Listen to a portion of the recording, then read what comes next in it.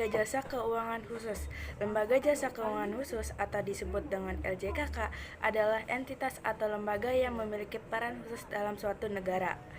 LJKK biasanya beroperasi di bawah penguasaan otoritas atau keuangan badan pengawas yang berwenang dan memiliki tugas tertentu yang mendukung perkembangan sistem keuangan nasional.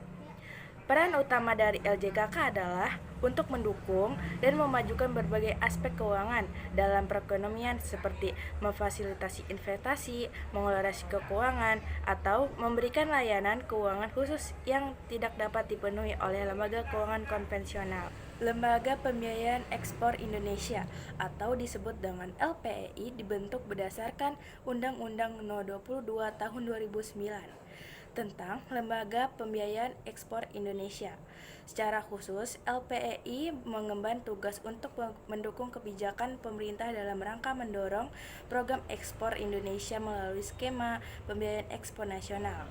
Beberapa tugas dan fungsi utama LPEI yaitu LPEI memberikan pembiayaan bagi perusahaan eksportir Indonesia untuk membiayai aktivitas ekspor mereka seperti produksi, pengiriman, dan pemasaran.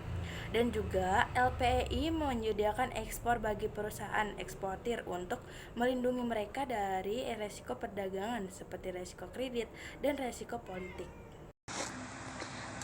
Perusahaan Pegadaian.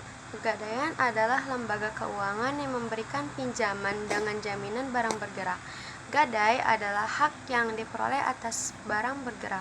Sebagai tanggung utang, tingkat bunga pinjaman atau imbal jasa bervariasi sesuai dengan ketentuan yang berlaku.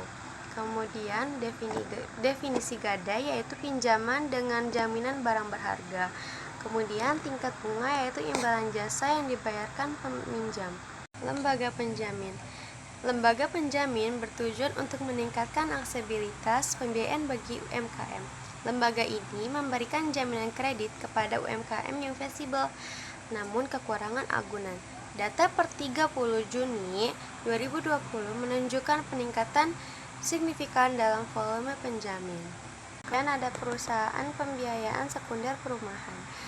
Perusahaan pembiayaan sekunder perumahan berperan dalam membeli KPR dari bank. Tujuannya adalah meningkatkan likuiditas bank dan mendorong penyaluran KPR. Contohnya adalah PT Sarana Multikria Finansial atau Persero. Kemudian ada pembelian KPR yaitu membeli KPR dari bank. Likuiditas bank yaitu meningkatkan likuiditas bank. Kemudian penyaluran KPR yaitu mendorong penyaluran KPR. Lalu saya akan menjelaskan PT Permodalan Nasional Madani Persero. PNM adalah BUMN yang memberikan pembiayaan dan pendamping kepada UMKM. Dasar hukumnya adalah peraturan pemerintah. Tujuan strateginya adalah meningkatkan kapasitasnya hukum UMKM agar lebih berdaya saing. Yang pertama, pendamping.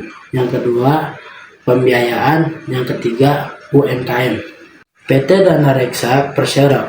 Dasar hukumnya pendirian Dana Reksa adalah undang-undang, tujuannya adalah mengembangkan pasar modal dan investasi di Indonesia. Dana Reksa memiliki beberapa entitas anak perusahaan di berbagai sektor keuangan.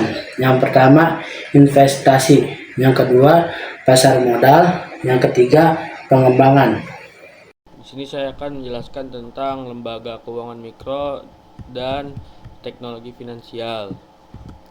Lembaga keuangan mikro yang biasa disingkat dengan LKM adalah lembaga keuangan yang menyediakan layanan keuangan bagi masyarakat yang berpenghasilan rendah. Dasar hukumnya adalah undang-undang. Bentuknya bisa koperasi atau lembaga yang lainnya. Fungsinya memberikan akses keuangan dan meningkatkan kesejahteraan. Selanjutnya, teknologi finansial. Teknologi finansial adalah inovasi teknologi di sektor keuangan. Dasar hukum fintech di Indonesia diatur oleh Bank Indonesia dan OJK. Jenis-jenisnya ada pembayaran digital, pinjaman online, dan investasi online.